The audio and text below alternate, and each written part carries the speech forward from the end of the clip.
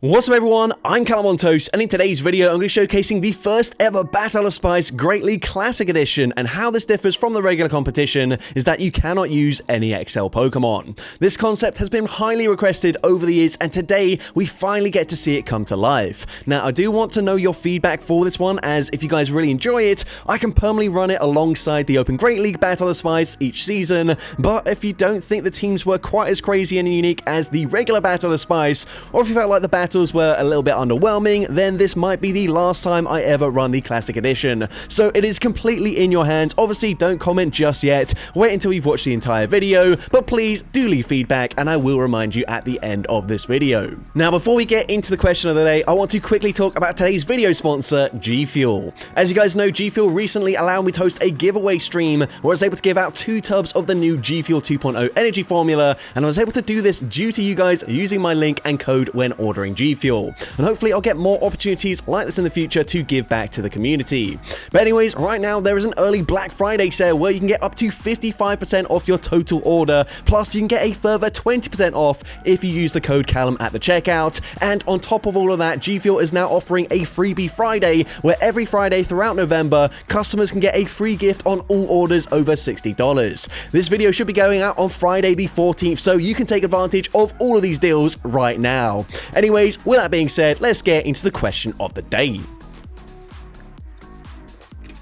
Actually, one final thing before we get into the question of the day, I'm looking to put the Ultra League and Master League Battle of Spice videos together. However, unfortunately, there's still a few trainers that haven't given me access to view and download their submissions. So if you did submit in the Ultra League or the Master League, please just double check your emails to see if I have requested access, because I would really like to put those videos together ASAP. But anyways, with that being said, let's finally get into the question of the day. What's the spiciest non-XL Pokemon you've ever won with in the Go Battle League? Let me know in the comment section down below, and with that being said, let's get into the battles now. Let's go into the first battle, leading Shadow Golem into a Quagsire. Now, this team is, I've been told, not a triple stone team, but a stoner team. So, not only are all 3 of these Pokemon just literally rocks, but they've also got, like, you know, the Shadow red eyes there. They look like stoners. But anyways, we go for Stone Edge. At this point, that's probably the best we can do with this matchup. So, we will be no-shielding. Arctel gets the KO, but we can come in with the Shadow Boulder, and the opponent comes in with Corviknight. They don't even farm up to a potential Iron Head or a Payback. Just going to be an Air Cutter. They do unfortunately get the boost, which is not ideal for us. However, we can go straight for a Rock Slide. Rock Slide going to be shielded by the opponent. And at this point, we are going to probably no-shield again. Air Cutter doesn't quite KO, but they would be able to Sand Attack farm us down. Again, the opponent not farming up to that potential Payback, so Air Cutter is still resisted. We are going to get a full Rock Throw farm down. The opponent is going to come back in with their Quagsire, and we get a full farm down. What do they have in the back? Oh my god, it's a Talonflame. We are now going to go ahead and bait here. Firing off a Stomp. Stomp is not a great charge move, but it doesn't matter. We grab the final shield. We reach a last second Rock Slide. Rock Slide gets the KO, and we're able to take that game. Into the next battle, we're going to see Fracture into a Blastoise. So we are going to stay in this matchup. Honestly, not that bad for us. We're going to look to overfarm here. They have farmed up to a potential Ice Beam, so we are going to shield respect it, and they do full send. So, of course, not running Skull Bash here. We can fire for Night Slash. Night Slash is going to do respectable damage, and we can get the KO with a second Night Slash. Night Slash number 2 is going to get the boost at this point. Okay, we're actually not going to shield here. The opponent is just going for a Hydro Cannon, though, so now we can commit to a full farm down. We are boosted. Unfortunately, only going to reach 1 charge move here as they come in with a Forret, but we go for Aquatail, and that does respectable damage considering it is non-stab. We now come in with Hawlucha, of course, resisting the fast move pressure. They can't really go for Trailblaze as that is resisted, so now we're going to look to overfarm and fire off a Flying Press. Flying Press definitely going to get the KO here, or grab the final shield. At this point, we're also going to use the final shield. Can we commit to a full farm down from this range? It looks like we will, so the opponent swaps out, but they swap into a Kanto Marowak. We're going to fire the Flying Press once again. Flying Press does huge damage there, and we are just 1 Poison Jab away from the next charge move. Flying Press gets the KO, and just because we've got it, we're going to swap into Swoobat, get that Confusion farm down, and we're able to take that game. Into next battle, we're going to see a shiny Moltres into Gastrodon. We're going to swap out, trying to catch, hopefully, a Water Pulse. Water Pulse does decent damage into the Mesprit there, but, of course, Confusion generating energy fairly quickly here, and that allows us to reach a last-second Blizzard. Blizzard is non-stab, but it ends up grabbing a shield there. Kind of disappointing. I would have loved to see that land, but anyways, we're now going to come back in with the Moltres. We are going to shield the first charge move here, as they did have a lot of energy. Could have maybe been a Poltergeist or a Return there, not really sure, but either way, we are full sending Overheat. Overheat gets the KO there. We now swap into Celebi, but they've got double Ghost, so we are getting hard countered right now, and as well, for some reason, we don't have enough rare candies to invest in a secondary charge move on our shiny Celebi, but either way, we grab that final shield there with obviously, a double resisted Aura Sphere. Also, I'm noticing Dusknoir is under leveled for some reason, but anyways, we're not going to worry too much about that. We come back in with the Moltres, gonna fire off an Ancient Power. Can we get a boost here? Ancient Power doesn't get the boost, but it doesn't really matter. At this point, we are certainly going to shield, as the opponent is going to fire off another Water Pulse. Definitely could have just settled for the Body Slam there, but we are going to settle for an Ancient Power. Ancient Power resisted, but it gets the KO, and of course, we get the unnecessary boost. You just knew that was going to happen, and we take that game. But into the next battle, we're going to see a Dedenne in the lead. So a great matchup for us, and we've got a bit of a King of the Castle type theme team here with obviously a Sandcastle, and then we've got the Crown, Nidoking, and Nidoqueen costumes there. So we are going to go for a Shadow Ball. Shadow Ball does big damage. The opponent is unfortunately going to reach a last second charge move. This time, they farmed up to the payback. It gets the KO, but we put them into range where we can actually go for a resisted Poison Jab farm down. They're now going to come in with Credilli, and do they know about the coverage here? We are full sending a Mega Horn. Mega Horn is unfortunately shielded. Of course it is. It's Credilli. And likely they're going to go for a Rock Tomb bait as well. So we know shield. It is just a Rock Tomb there. So predictable. But now we're going to fire off another Mega Horn. It looks like that might have been a CMP tie here. Mega Horn is going to grab a shield. We're still not going to bother shielding this. The opponent just can't stop going for those Rock Tomb baits. We swap into Nidoqueen. Have they learned their lesson? Are they going to full send a Grass Knot? We are shielding. And finally, they go for Grass Knot, but it's too little too late. They come back in with the Dedenne, and there's just nothing they can do here. We're going to go for Poison Fang. Poison Fang does big damage. Actually, they just barely hang on with 1 HP and a Dream, but it doesn't matter. They go for a Parabolic Charge, dealing basically no damage. We come out with a Stone Edge loaded, so we're full sending it. Stone Edge will get the KO up against Credilli, and we're able to take that game.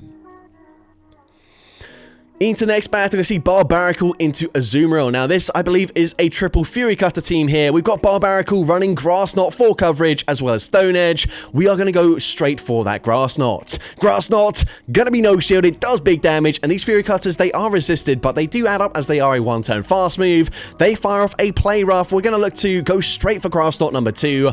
Not going to bother over-farming at all. Grass Knot grabs the shield, and now we swap into our Sceptile.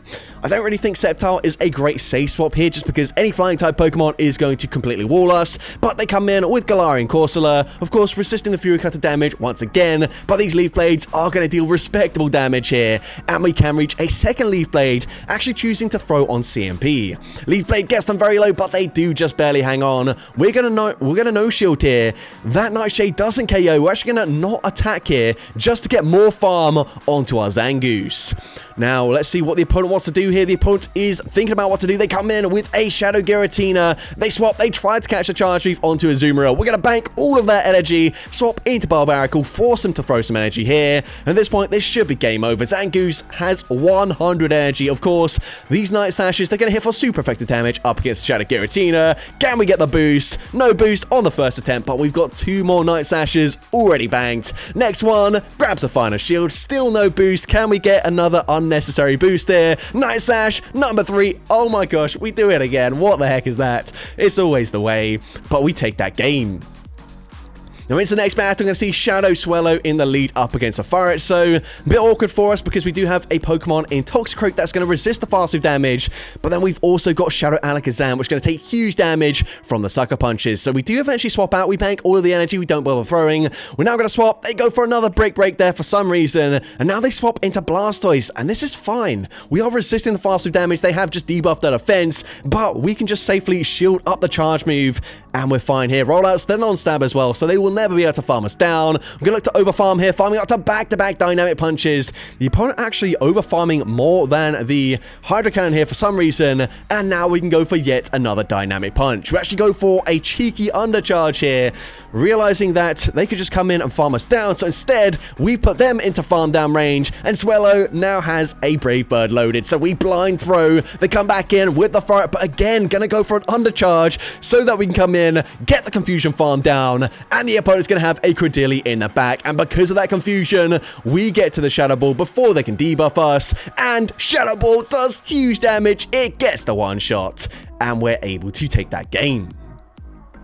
Now into the next battle, we got Shiny Shadow Charizard, a full Shiny Shadow theme team here. Honestly, Charizard and Blastoise, not exactly the spiciest picks this season. They are fairly good, but we've also got Shiny Shadow Machoke, which is really cool to see. Here, we're going to fire for the Air Cutter. Honestly, I don't have a clue why we're staying in this matchup because, well, we've got Machoke in the back. We could just come in and completely shut this Pokemon down here as we do outpace them to those cross shots, but still staying in. I'm going to go for a Blast Burn. Blast Burn grabs the final shield, and now we swap. We make a catch onto Blastoise. But yeah, strange play here. Not really sure why we're doing this. The opponent's now going to come in with Azumarill. And yeah, we're not in the best position, but we do have a slight energy advantage as we swapped out there. So now, going for Skull Bash. Skull Bash does big damage.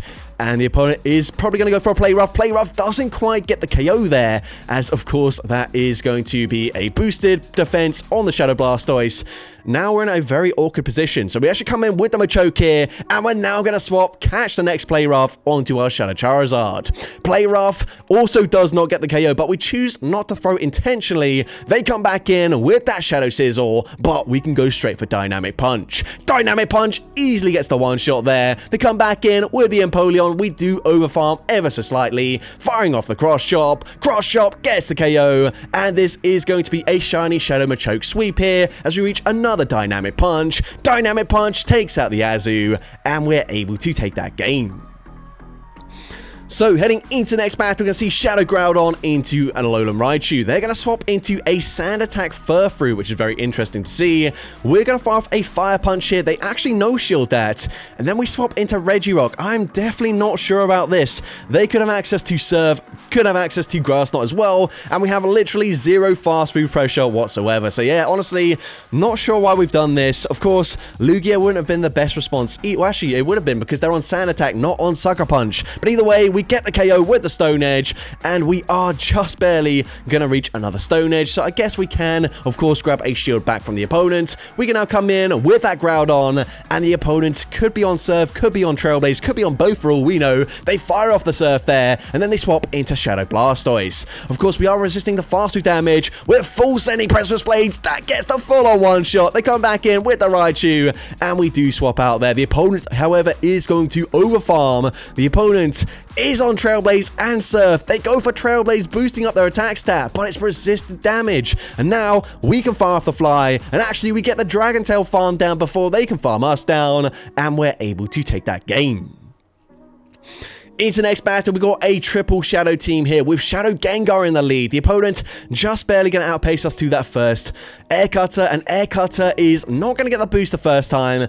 We can actually now pace the same to the second charge move, so it will be interesting to see if the opponent does throw straight away, throwing on CMP. And here, we can go for Shadow Punch number 2. Shadow Punch grabs the final shield. At this point, surely we just let the Gengar go down, as they will outpace to the third move. The opponent does now get the boost, which is unfortunate. We're going to come in with our Shadow Kyogre. Gonna shield the move here as they are boosted. Air Cutter gets another boost. We then swap out as we don't want to take the damage onto our Shadow Kyogre, catching Air Cutter onto our Shadow Seadra, and the opponent's going to come in with a Clodsire. Now, we're going to go for an Aurora Beam here. This is one of the worst charge moves in the game, but it is super effective, and we throw on CMP. That is perfect for us. Stone Edge gets the KO, but now we can come in, go for a very aggressive full Waterfall farm down, and let's see what the opponent has in the back. The opponent thinking about what to do here. They're going to come in with Primeape, and they do make a very nice catch. However, it's not going to save them. Surf gets the KO, but we're one away from a second Surf already. Surf from Shadow Kyogre will easily take out that Primeape, and we're able to take that game. Into the next battle, we've got a very round theme team here with Shadow Graveler. We're then going to see a swap into Galarian Corsola, and we come in with Eldegoss.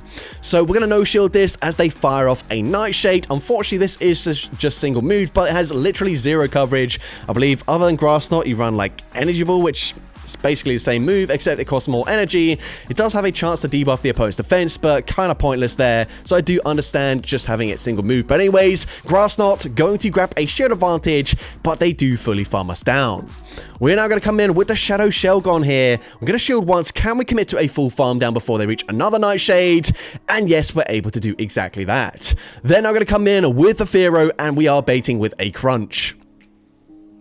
Crunch, gonna be shielded. We then swap back into Graveler, and we're met with a Quagsire, but we can go straight for Dig. Dig, of course, gonna hit for neutral damage. It does put them into range, where hopefully we can just Dragon Breath farm them all the way down.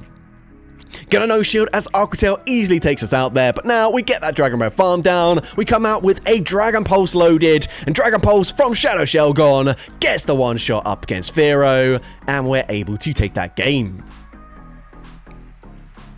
Into next battle, we're going to see Shiinotic into Gastrodon, a great lead matchup for us, but the opponent makes a really nice catch there, catching onto Altaria. But we've got two ice types in the back. We come in with Galarian Mr. Mime here.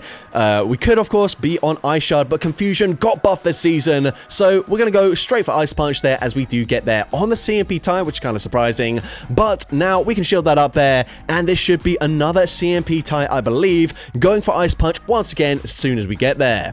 Ice Punch number 2 gonna be shielded. And honestly, it looks like the opponent is going to win this matchup here if we don't double shield. So at this point, we are going to come in with the Mr. Rime, and we actually had Ice Shard on this one. So honestly, should have definitely just come in with the Mr. Rime, but we're going to shield a Body Slam bait there, unfortunately. We come back in with the Shiinotic, and the opponent already had another Body Slam. Of course, we did full send a Seed Bomb before we swapped out there, so we do need to get to another Seed Bomb. But of course, Seed Bomb, super effective. It gets the KO, and the opponent comes back in with Altaria just to be fully farmed down, and their final Pokemon is going to be Azumarill. Now here, we're going to fire off the Seed Bomb and then probably look to swap out eventually, trying to catch an Ice Beam, and the opponent does end up throwing, I believe this will be the Ice Beam. Ice Beam is resisted damage. We are going to go for a triple Axle, I think this is.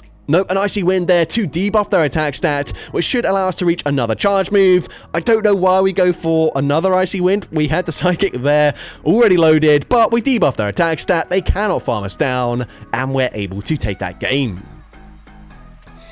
So going into the next battle, we've got a triple XXL Ghost team here with the Decidueye in the lead, leading into a Shadow Palkia. So Spice on the opponent's end as well. We are going to no-shield this as it is just an Aqua Tail, but that does so much damage. Here we fire off the Frenzy Plant. I mean, we're only getting to one charge move anyways, so maybe could have gone for Spirit Shackle there. So just in case they shielded, we could have debuffed them. But anyways, they're going to come in with a Talonflame, and we come in with the Palossand.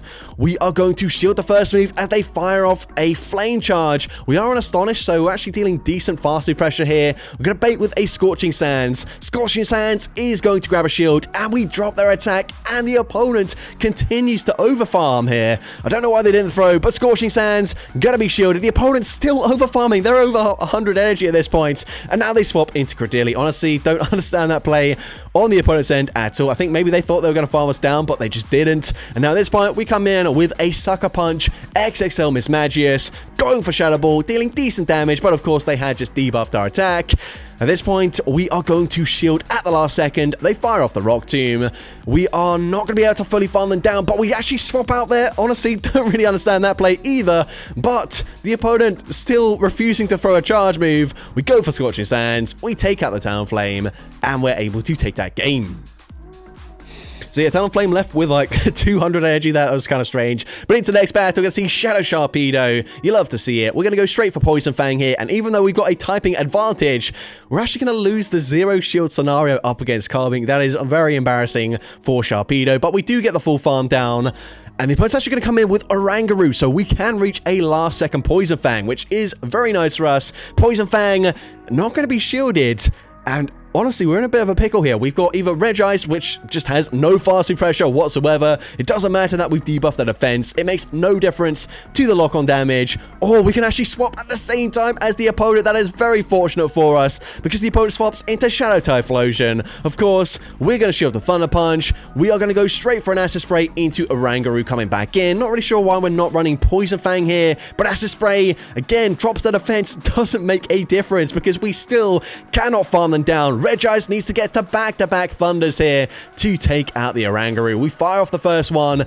Thunder, of course, is going to be shielded by the opponent, and the opponent will be firing off their own charge move. The opponent goes for Brutal Swing there, but Regice just barely able to outpace them, get to a second Thunder. Thunder gets the KO there, and we're able to take that game.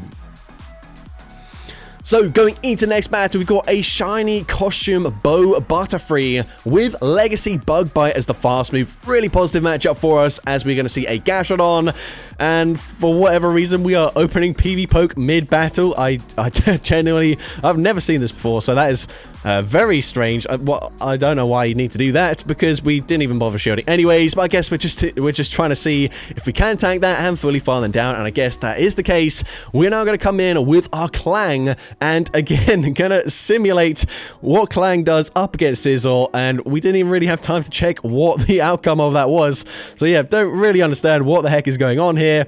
But yeah, we're going to shield. We are still looking at the matchup here. We are checking. Okay, we know what to do now. We're going to farf a Vice Grip bait here. Vice Grip, an awful charge move, by the way. Definitely don't recommend running it. But we can reach a last-second Zap Cannon up against Galarian Moltres. Zap Cannon is going to get the one-shot. We also get a screenshot. And now we're going to, I guess we're going to simulate Poipole up against Shadow Sizzle. Checking if maybe we need to bait here with a Fell Stinger, boost up our attack stats.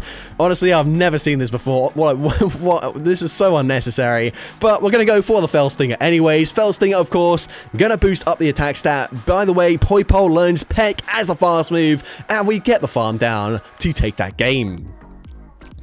Genuinely, that might be one of the weirdest battles I've ever shoutcasted, but into the next battle, and I believe the final battle of this video. We've got a Triple Toad team here, leading with a Toxicroak, so we say swap into Shiny Shadow Politoed up against the Talonflame. We are going to shield at the last second. They full send a Brave Bird there, but then they come in with Lapras to completely wall the energy. Of course, Politoed could have access to Earthquake. We're, however, not running it, and the opponent does correctly, just no shield there. The opponent goes to Sparkling Aria. We're then going to swap back into Toxicroak, taking huge damage from the sideways, which I think for double super effective, but we go for Dynamic Punch there, and presumably we do just let Toxicroak go down. We are going to no-shield Sparkling Aria, gets the KO there, and now we can come in with Greninja. Greninja, of course, going to resist the typical moves here, unless they've got Skull Bash. We're going to shield anyways, and they bait with a Sparkling Aria. Now, we go for a Hydro Cannon there for some reason, even though it's resisted, but the opponent actually catches onto Diggersby, so I don't know if that is a 5-head play on our end, predicting a potential swap there, but either way, it works out perfectly for us.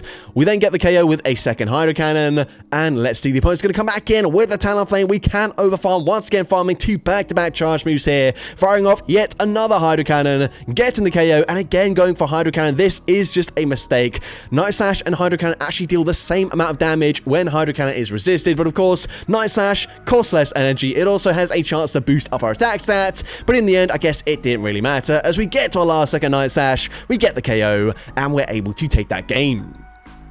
So just a reminder, do let me know your feedback. Did you enjoy this one as much as the regular Great League Battle of Spice videos? Would you like to see this again in the future? Please do let me know in the comments. So that's going to be it for today's video. If you did enjoy it, please make sure you leave a like, leave a comment letting me know, and as well, don't forget to respond to the question of the day if you haven't done so already. And if you want to see more content like this in the future, make sure you hit that subscribe button and turn on post notifications. That way you'll be notified whenever I upload a new video. Now if you want to take your support to the next level, you can become a channel member with perks including early access to new videos, shoutouts at the end of each video, custom loyalty badges, and custom emojis to use in the comments of every video. I want to say a massive thank you to everyone that has become a channel member already. Your support is greatly appreciated. And with that being said, thank you so much for watching today's video, and I hope you have a great rest of your day.